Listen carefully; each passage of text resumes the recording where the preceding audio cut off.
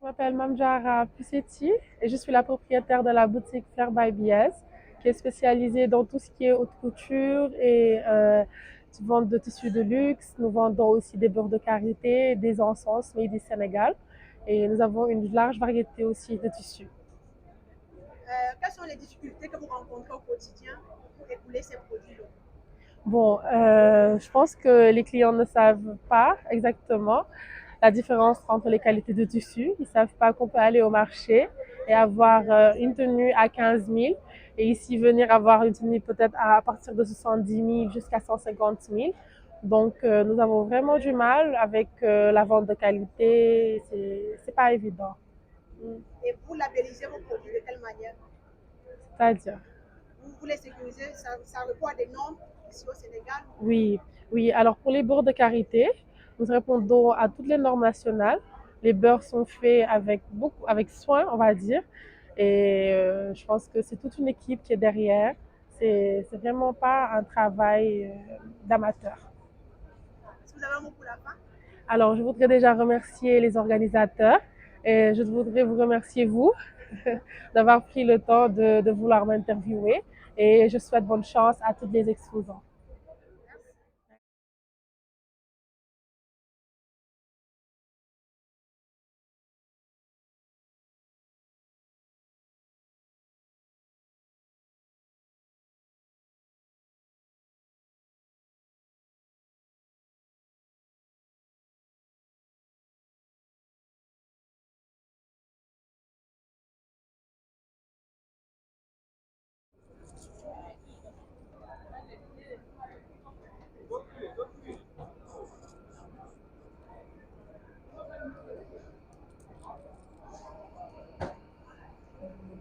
Vous avez des belles robes. D'accord. Vous présentez comment vous Oui. les fabriquez? Moi, c'est Madame Ba.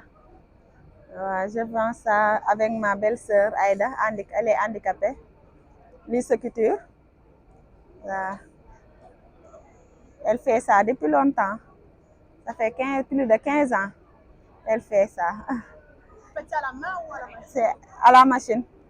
Oui. Et vous Elle avez fait beaucoup de aussi. clients? Ouais, un peu, des fois, un peu. Quelles sont les difficultés que vous rencontrez pour les vendre? Ah, beaucoup de difficultés. Des fois, on a des problèmes de transport. Parfois, les clients viennent. Des fois, ils ne viennent pas. Ça dépend, mais des fois aussi, alhamdulillah. Ok, merci. Bonjour, je suis Yafet Koleo. Je viens de République démocratique du Congo et je présente un projet qui consiste à aménager une île artificielle flottante sur le lac Kivu, à la frontière entre la République démocratique du Congo et le Rwanda. Le lac Kivu est un lac du fossé de l'effondrement tectonique et voilà. Le projet de l'île consiste à lutter contre la prolifération des déchets à travers une infrastructure unique aménagée sous forme de complexe touristique qui intègre à la fois les techniques d'éco-construction et d'écotourisme et qui permet à la fois de faire de la pisciculture, de l'agriculture hors sol et qui intègre des solutions énergétiques d'énergie propre. Voilà un peu. J'espère. Est-ce qu'il y a des difficultés dans la réalisation de ces objectifs? Oui, évidemment, il y a des difficultés parce que c'est un travail lourd qui demande beaucoup de main-d'œuvre et que nous travaillons, nous réalisons avec la communauté locale, la communauté riveraine, les pêcheurs qui œuvrent sur le lac Kivu et qui demandent un certain nombre de compétences techniques que nous développons progressivement. Merci. Merci à vous. Bonjour, je suis Sorna Fadjougagay. Donc, je suis ingénieure industrielle de formation et récemment, je me suis lancée dans l'entrepreneuriat pour proposer des produits à base de céréales locales du Sénégal. Et j'essaie de les valoriser et de valoriser une alimentation saine pour permettre aux gens de mieux manger et aussi de permettre aux personnes qui sont malades de pouvoir continuer à manger sainement en respectant leurs restrictions alimentaires tout en mangeant gourmand. Donc, pour le sucré, on travaille avec du sucre roux qui est meilleur pour la santé. Donc, et que pour les enfants, par exemple, qui sont diabétiques, qui voient leurs camarades manger des biscuits, leur permettent eux aussi de manger des biscuits sans problème pour leur santé. Donc là, j'ai présenté des cookies à base de farine de mil et de maïs et des madeleines aussi qui sont à base de farine de mil et de maïs.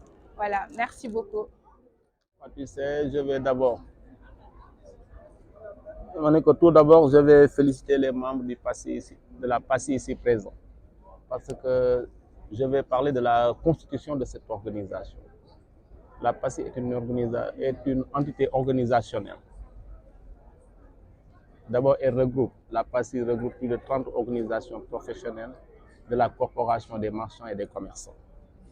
C'est une organisation conçue depuis janvier passé. Parce que le but de la conception de cette organisation veut dire qu'on est là pour travailler, défendre les intérêts matériels et moraux des travailleurs de l'économie informelle.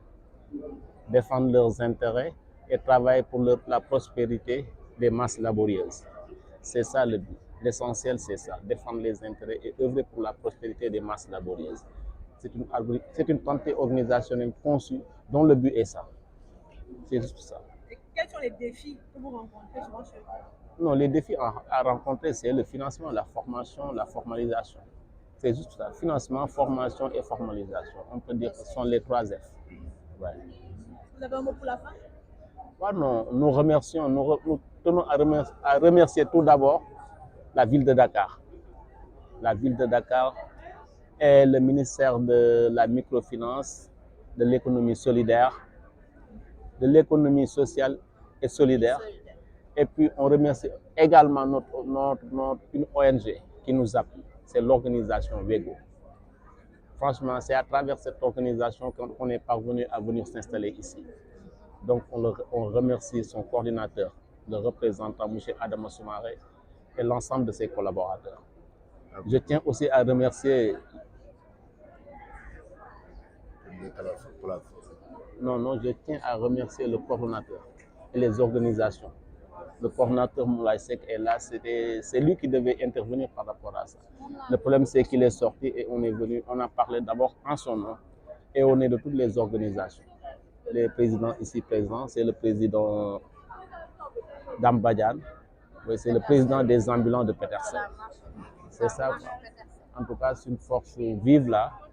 C'est une force vive qui n'est là que pour défendre les intérêts des marchands. C'est tout. Je vous remercie. Bonjour, moi c'est Idriss Abba, je suis expert agroalimentaire à PPI. Donc nous travaillons dans le cadre du programme Agreen Lab. Donc Agreen Lab est un programme qui est mis en place par PPI, financé par l'Union européenne et l'AFD. Donc c'est un programme qui accompagne des jeunes entrepreneurs au Sénégal et au Burkina Faso qui ont des projets dans le domaine de l'agroalimentaire et des énergies renouvelables. Nous en sélectionnons une centaine qu'on suit de manière technique. Donc un accompagnement technique avec des experts en agroalimentaire et en ingénierie à leur disposition. Après accompagnement aussi, nous avons mis des outils, des dispositifs de financement, des outils financiers, de prototypage pour ceux qui sont en stade d'idée de 2 000 € et des bourses de financement qui sont tous des subventions de 10 000 € qui leur permettent d'agrandir leur business et de passer à l'échelle. Voilà. Nous travaillons aussi avec des incubateurs, donc 4 incubateurs, une au Burkina Faso et 3 autres au Sénégal. La fabrique est au Burkina Faso. Et merci corps, l'ancienne Energy for Impact, Impact Hub Dakar et ISL Agri Hub de Dakar sont ici à Thiès. Nous avons aussi un partenaire, Make Sense, qui gère tout ce qui est information, communication et événementiel. Donc le programme est financé par l'Union européenne et l'AFD. En tant que PPI aussi, nous avons 3 axes d'intervention, l'accès au financement, l'accès à l'emploi et l'accès au marché. Merci.